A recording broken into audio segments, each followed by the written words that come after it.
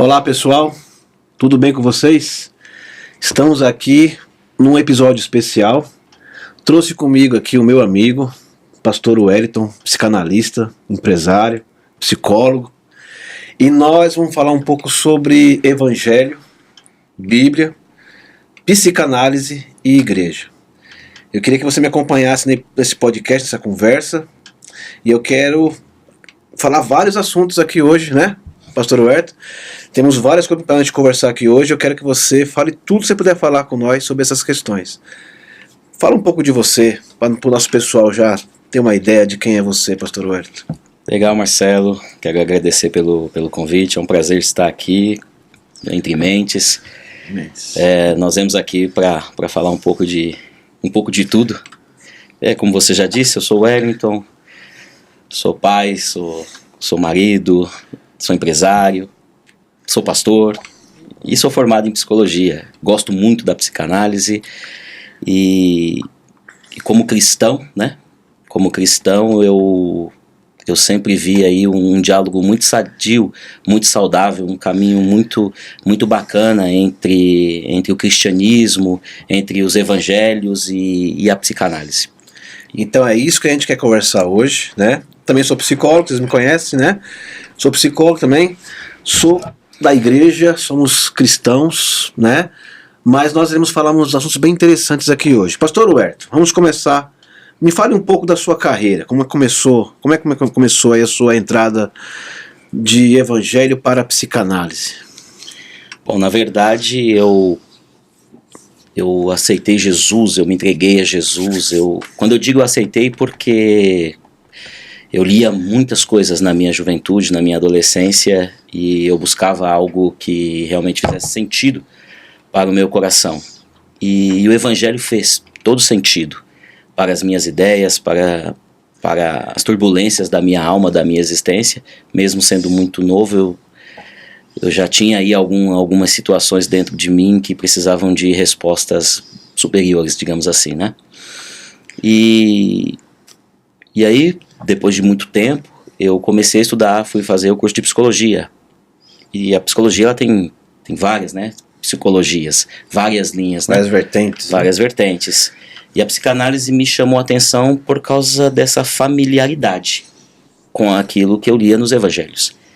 Então, eu comecei a identificar bastantes elementos que faziam sentido, né? Quando eu comecei a conhecer um pouco mais profundamente a psicanálise em si, dentro da proposta do curso, e com aquilo que eu já conhecia sobre as escrituras, sobre o evangelho, sobre os discursos de Jesus, sobre a perspectiva de Jesus quando ele discursava para os seus pares, né?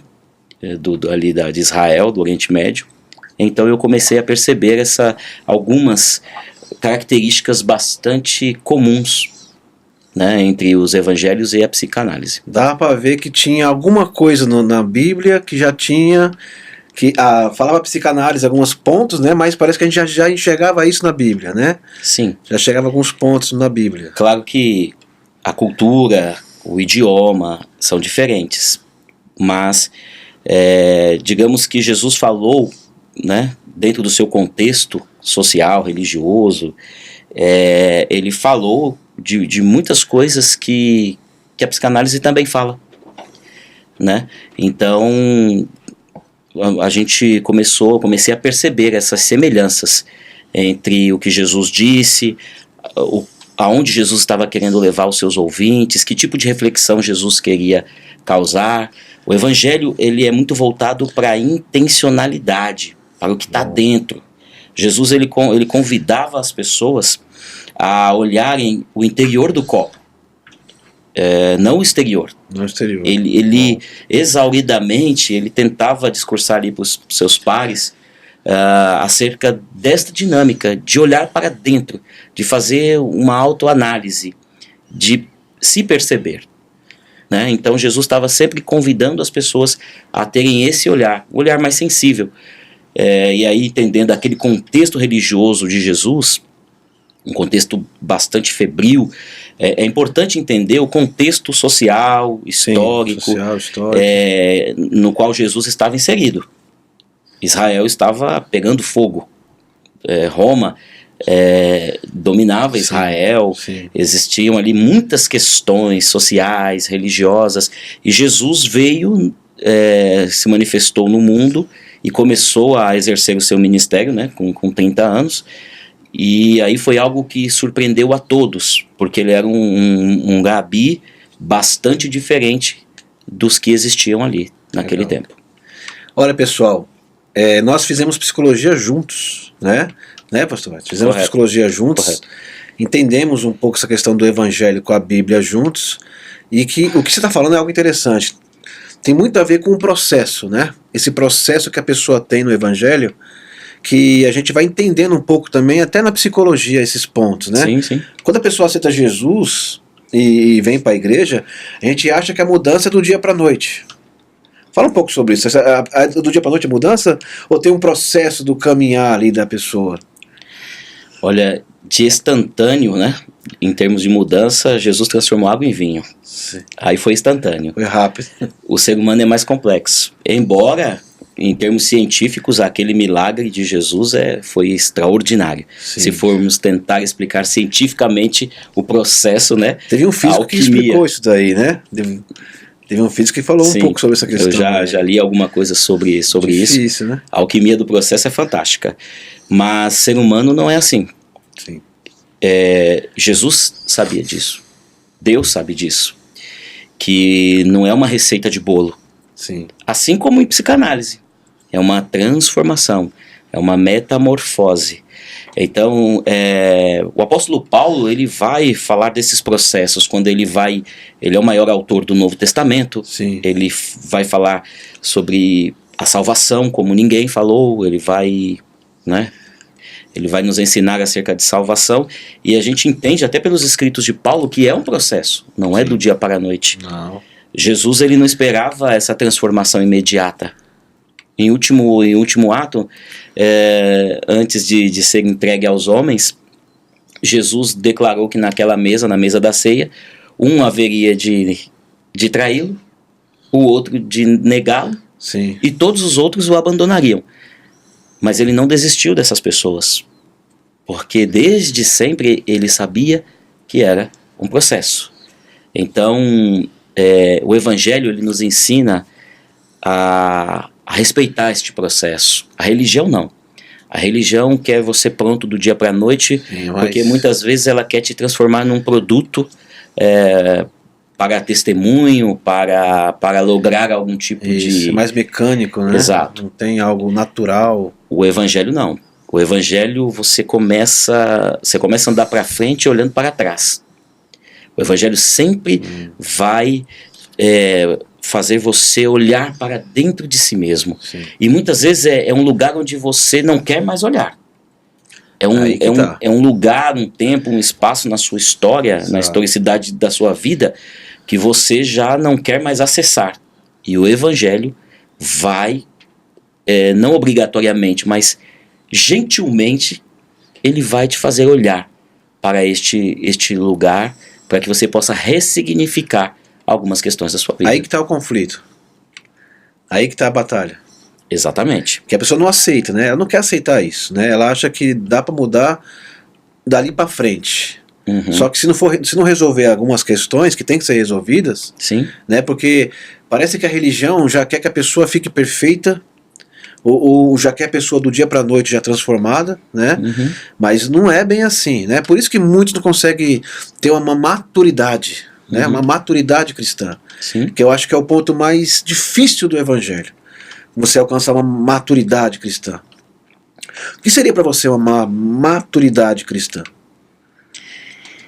Então, eu acho que isso vai flutuar um pouco de sujeito para sujeito. Porque cada um de nós tem uma medida. E isso é que é muito legal no Evangelho. E até na psicanálise. Cada um tem um tempo. Cada um tem um tempo, cada um tem uma medida, cada um tem uma estrutura. Exato, uma estrutura. E isso precisa ser observado. A estrutura de cada pessoa. Bom. Algumas pessoas são bem profundas, outras nem tanto. Mas isso não depõe contra. Cada um tem a sua própria estrutura.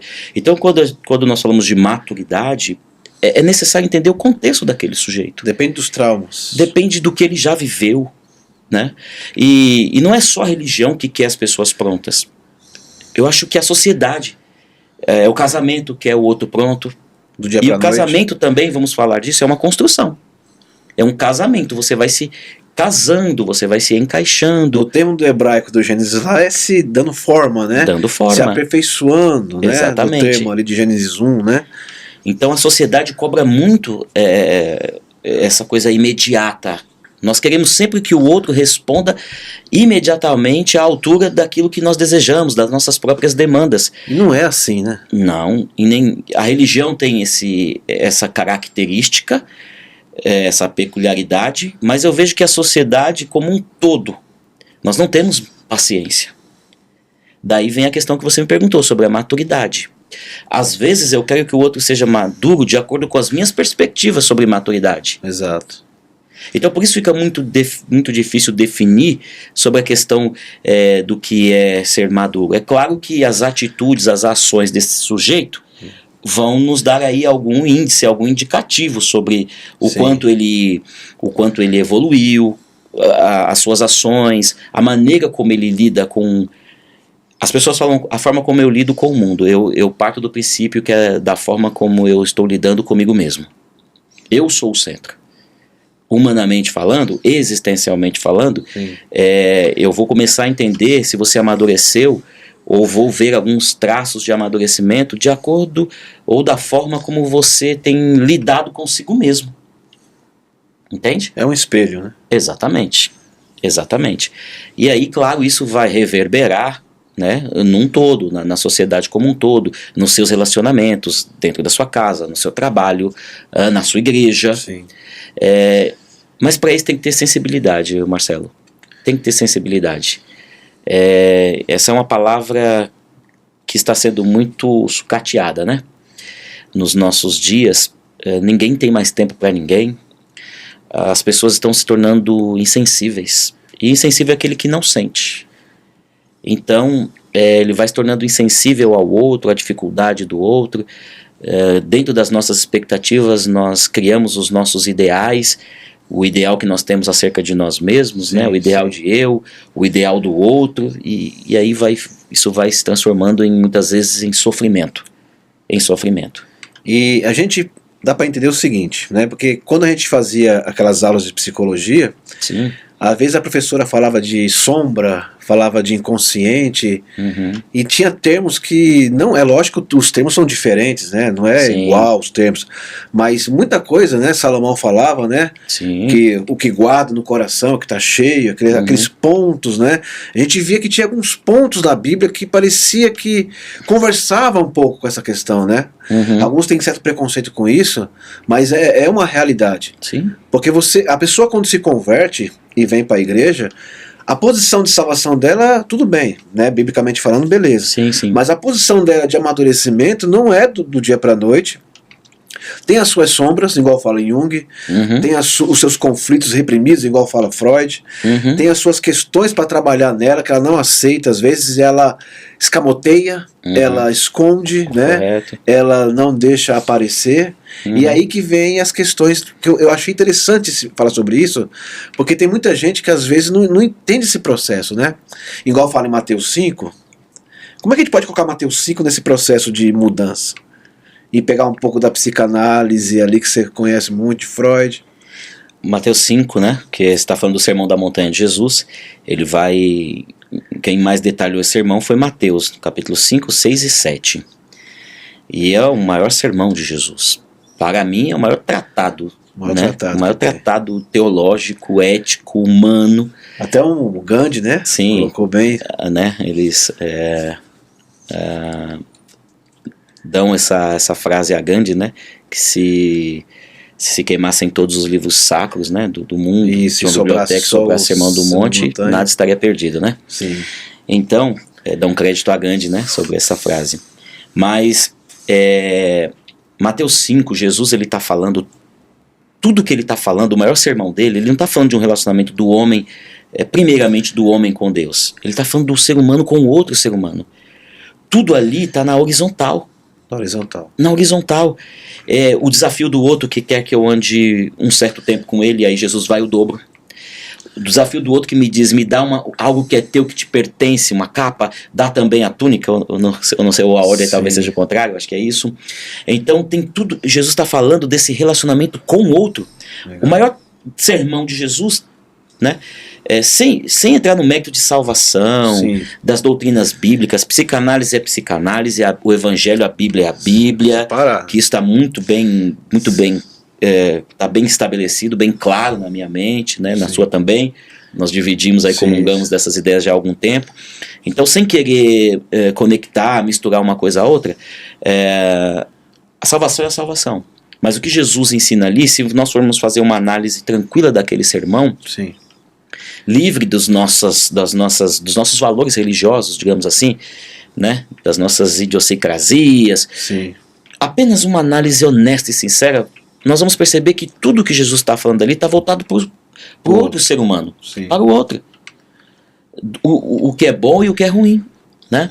Então, ele está ensinando o homem a ser homem, a pessoa a ser pessoa. Então, ele não veio trazer algo a mais para nós. Ele veio resgatar a humanidade que se havia perdido. O projeto inicial de Deus no Éden. Correto? Se perdeu em Adão. E eu não tô, quebrou aquele elo, né? Claro que eu não estou querendo dogmatizar isso, dizer que é esse o projeto de Jesus. Não, ele morreu por nós na cruz, porque nós não tínhamos condição de pagar o preço que devíamos. Ele pagou em nosso lugar, sem perder isso de vista, jamais. Mas existe o processo. A salvação é a salvação, mas o processo. Ele disse para segui-lo. Teria renúncia, ele fala do caminho, ele fala da porta, que o caminho, apertado é o caminho, né? Estreito é o caminho, apertado é a porta. Ele está falando das nossas dificuldades. As renúncias que ele vai exigir de nós são esses exageros, esses excessos da vida, né? Daquilo que enferma a alma, que enferma a existência. É sobre essas coisas. Você citou Salomão, né? Sobre guardar o coração. Jesus falou que do que tem abundância no coração, disso vai falar a boca. Que é replicado, né? Jesus mesmo que sem conexão, né? Mesmo que sejam conteúdos inconscientes. De alguma maneira, Jesus estava querendo dizer, ele falava dessas questões com seu linguajar, né? Dentro da sua cultura. Ele vai falar que o que contamina o homem, a gente sabe que tem um contexto ali cultural, de caché, né? do que é puro e do que é impuro, da dieta do judaísmo, mas Jesus ele está falando do que contamina o homem não é o que entra, é o que sai, porque sai de dentro do homem, procede do coração do homem. E é isso que vai. E ele está falando que sai e vai enfermar o homem. Ele está falando de enfermar o homem no geral, no contexto, integral. A sociedade. Às vezes o que está dentro de mim sai e vai deixar você doente. Então, é sobre... tinha muito mais. Jesus estava querendo aprofundar os ensinos. Por isso ele era tão fantástico. Por isso as pessoas... Ele deu um nó na religião de seu tempo. Eles vendo não enxergavam. Ouvindo não conseguiam ouvi-lo. Vendo não entendiam, né? Então, por quê? Porque ele estava... trazendo o olhar do homem, atraindo a atenção do homem para um outro prisma, olhar. Uma outra visão dessa questão do relacionamento do homem com Deus. Você acha que crente tem depressão? Sim. Depressão é coisa que dá em gente. Se o cristão, não só o crente, qualquer pessoa que crê, né? O crente é o que crê, na verdade, né? Não só o cristão, qualquer pessoa que crê. Qualquer pessoa pode ter depressão. Qualquer pessoa. A vida ela é feita de altos e baixos. Então não há demérito algum dizer que alguém que crê, um cristão, já que o nosso contexto aqui é bem esse, um cristão ele tem depressão. É possível sim, temos sim, né? Você acha que Elias teve depressão naquele processo dele? Não digo patológica, né, mas eu digo um episódio bem depressivo. Sim, ele tem um esgotamento. Ele tá... Tudo é contexto. É importante como psicólogo também falar isso. O contexto explica muitas coisas. Ele está num contexto da história bíblica muito difícil de seu povo. E ele está enfrentando muitas coisas. E ele se esgota ali no Carmelo, né, como narra a história bíblica. E ele vê o maravilhoso, de acordo com a Bíblia, os céus se abrem, Deus responde ali o seu sacrifício com fogo, Sim. ele presencia o maravilhoso, mas quando ele sai dali, outras notícias chegam até o seu conhecimento e ele desaba. Ele está esgotado emocionalmente, espiritualmente. E o homem, ele é espiritual. Quer queira ou não. O homem é corpo, alma e espírito. Todos nós sentimos, não só fisicamente, emocionalmente também. E eu acredito sim, talvez eu não vou patologizar Elias aqui, mas eu vou dizer que ele realmente estava bastante abatido, deprimido, sem esperança, sem perspectiva. Foi se enfiar dentro de uma caverna, um lugar escuro, um lugar isolado. Então existem ali alguns elementos bem característicos da pessoa que sofre de depressão. Ou que está em um quadro depressivo. As pessoas acham que isso não pode existir com nenhuma pessoa que é cristã, né? Tem gente que acha que não pode, que é até pecado algumas questões, né? Mas o processo é esse mesmo. Igual o Paulo fala, né? Que tem coisas que eu queria fazer e não consigo, tem coisas que eu não queria fazer e faço, e quando eu acho que eu estou fraco, eu estou forte. Ele entendia esse contexto humano da pessoa, que a depressão que isola, que esmaga, né, a que reprime, a depressão que deixa a pessoa totalmente desfalece ali o ego da pessoa. E tem gente que acha que isso não pode existir com nenhum tipo de cristão, né? Mas existe, né? O processo da pessoa perder forças, não digo da pessoa se entregar totalmente, né? Mas da pessoa perder ali um pouco do ânimo, das forças, do processo que ela tem. Tem muito cristão que não perdoa e acha que perdoou, porque é o inconsciente da psicanálise, né? Ela acha que perdoou, mas não perdoou, porque ela ainda guarda a mágoa, ela guarda a raiva, né? Ela ainda guarda as questões dela. E ela acha que não, tá tudo bem. E não tá tudo bem. O pior de tudo é quando a pessoa sente isso e ela esconde, ela reprime, não é isso? Passamos por isso muitas vezes na igreja. Mas aí sempre vem o refluxo da alma, soluço. Está sempre voltando. E volta em forma de quê? De sintoma. Como diz a psicanálise. De alguma maneira, essa falta de perdão, esses conteúdos estão ali. E eles vão voltar em forma de sintomas. É assintomática.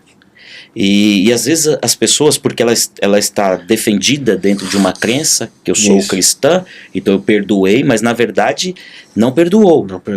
E aí isso vai voltar de alguma maneira e ela não sabe identificar. Por quê? Porque ela tem a falsa crença de que ela superou aquela situação que na verdade ela não superou. Está ali, dentro dela, conversando com ela, agindo, tramitando no dia a dia, aparecendo de maneira disfarçada, mas está aparecendo. E atribuímos isso ao diabo. Muitas vezes o diabo ele leva a culpa, né, de algo que está sendo produzido em nossa própria alma. Pelo homem. Pelo sujeito, pelo indivíduo. Aí está o problema de muitas vezes a gente querer trazer a religião para tudo, né? É claro que nós sabemos a sua função. A Bíblia deixa claro, né? Mas tem coisas que são nossas. Ou tudo é o diabo. Né? Tudo às vezes eu não percebo que toda aquela tormenta, o causador foi eu mesmo. Foi um movimento que eu fiz sem perceber que fiz. Então por isso Jesus ele convidava as pessoas a olharem para dentro delas mesmas. Ele convidava as pessoas para essa análise. Quem andava com ele estava o tempo inteiro sendo confrontado. Jesus estava querendo desconstruir aquela religiosidade, aquela ideia que eles tinham até acerca de Deus. Então ele vem trazendo boas notícias e ele vai tentar, os ensinos dele eles vão ir diretamente de encontro com o comportamento das pessoas, conquistar nelas. É o comportamento. Não é apenas frases prontas, você vestir determinado tipo de roupa, frequentar determinados lugares. Isso não faz de você necessariamente verdadeiro, essencialmente verdadeiro. Toda e qualquer transformação, e Jesus deixa isso claro, ela vai começar dentro de você. Tem um texto em Apocalipse que eu gosto muito, endereçado à igreja que estava em Éfeso. Lembra de onde caíste? E arrepende. Volta àquele lugar. Volta lá. Você precisa reparar. E às vezes nós não queremos voltar no lugar da nossa dor, do nosso trauma. Legal. Entende? Sim. Nós vamos querer correr disso o tempo todo. Muito bom. E aí a gente vai demonizando essa situação. É o diabo, isso, é aquilo. E aí vamos perdendo a oportunidade de nos tratar. Muitas vezes as tormentas vêm e elas se apresentam de maneira terrível e assustadora. Mas no fundo elas são uma oportunidade de reparação. Tem hora que nós vamos ter que nos entregar à tormenta e descobrir por que isso me atormenta tanto. O que é isso? O que é esse sentimento que aflora e eu não sei de onde vem? Domina minhas emoções. Por que ontem eu estava tão bem e hoje já estou me sentindo fracassado? Voltando aqui um pouco à questão da depressão, o cristão, quando ele está nesse processo, ele não perdeu a fé em Deus. Ele perdeu a fé na vida. Ele perdeu a fé em si mesmo. Ele não desistiu de Deus. Ele só está desistindo da sua existência. Porque a depressão, Marcelo, eu costumo dizer que ela é uma amiga querida. Porque a depressão é algo que está dizendo, tem algo errado contigo. Tem algo que precisa ser revisto. Ela está apontando, ela está tentando conversar conosco e dizer, olha, tem algo que precisa ser resolvido. E para isso a gente vai ter que escarafunchar para entender a gênese disso que me habita. Por quê? É claro, tem a questão biológica, clínica. Sim, tem a depressão química, tem Exato. a depressão... Não estamos perdendo nada disso de vista. Sim. Né? Apenas dentro desse contexto. Estamos mais na questão mais psicológica, espiritual. Dessa questão espiritual, da fé, da Bíblia. Então, esse bate-papo nosso é para dizer que a Bíblia ela não vai invalidar quem nós somos. Quem nós somos. E os processos, pelo contrário, se nós soubermos ler a Bíblia, nós vamos, pelo contrário, ela vai nos ajudar como nenhum outro livro pode nos ajudar, como nenhuma outra teoria pode nos ajudar a tratar as nossas questões. Muito bom. Se soubermos como lê-la, como acessá-la. Ela é a palavra de Deus. Ela vira um espelho, né? Ela te mostra quem você é, né? Eu acho que tem hora que é bom nós baixar a guarda, né? E, puxa, igual você falou, né? Tem hora que nós temos que nos render a nós mesmos e olhar para nós e tentar enxergar esse processo todo. Você vê, né? Moisés também teve esgotamento, né? Pediu a morte, né? Sim. Jonas também teve aquele esgotamento lá, pediu a morte, né? Aí temos Elias, que foi uma situação bem complicada, porque ele chegou lá em cima e depois ele desabou, né? A estrutura egóica dele foi desabando ali, né? Naquela questão. Sim. Então, grandes homens de Deus, fora outros, né? Que teve aí, que era para estar bem, ficaram mal, se perderam um pouco. Não foi o final de tudo. Não. Esse recorte que você está fazendo é muito interessante para nós pensarmos que Deus não chamou super-homens. Sim. Todas as pessoas, os homens bíblicos, eles demonstraram fraquezas. E muitas. Com exceção de Jesus, Sim. Todos os homens, em algum momento, tropeçaram neles mesmos. Sim. Tiveram um encontro com sentimentos que estavam guardados. Quando Deus chama Moisés, você citou Moisés, tem uma questão muito... Moisés não só vai resgatar Israel do Egito, das mãos de Faraó. Ele também vai se resgatar. Porque ele era um príncipe que era hebreu. Sim. Um hebreu que era príncipe. Ele era hebreu de nascimento, sangue hebreu, do povo hebreu, mas vivia no palácio. Sim. Mas imagina a confusão de identidades. Quando ele sai fugido. Ele assassina um homem e sai fugido. Ele deixa tudo para trás. Midian. Ele deixa tudo para trás. Imagine o peso desse deserto. Sim. Maior do que a escassez, a violência que o deserto que ele causou a ele, era o que estava na alma. Legal. E ele foi, quando ele tem 80 anos, aí Deus dá uma sacudida, você vai ter que reparar. Você vai ter que voltar a falar de coisas que você não quer mais falar. Sim. E aí Deus o manda ao Egito, ele não só liberta o povo de Israel, ele também vai libertar uma parte de quem ele era. Ele também vai se resgatar ali. Legal. ele também vai. Ele argumenta, eu não posso, eu não sei falar. Tem todo esse diálogo Sim. E é esses diálogos que eu gosto de capturar.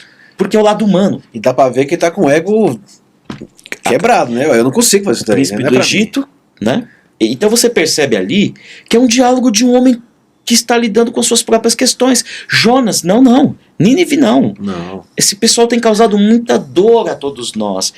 Mas ele vai. Né? Depois de algum tempo ele vai. Ele começa uma série de descidas, né?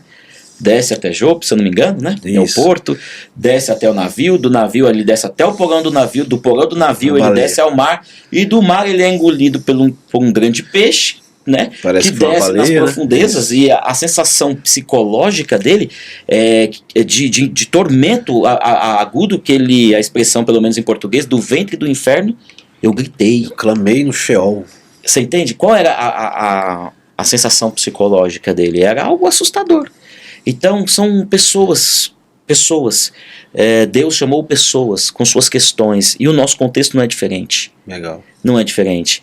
E a psicanálise, psicologia, né, tem outras linhas, né, mas nós estamos aqui falando que era a que nós mais gostamos, né? Você é bem junguiano, né? Eu sou junguiano / Freud. E junguiano / Freud, né?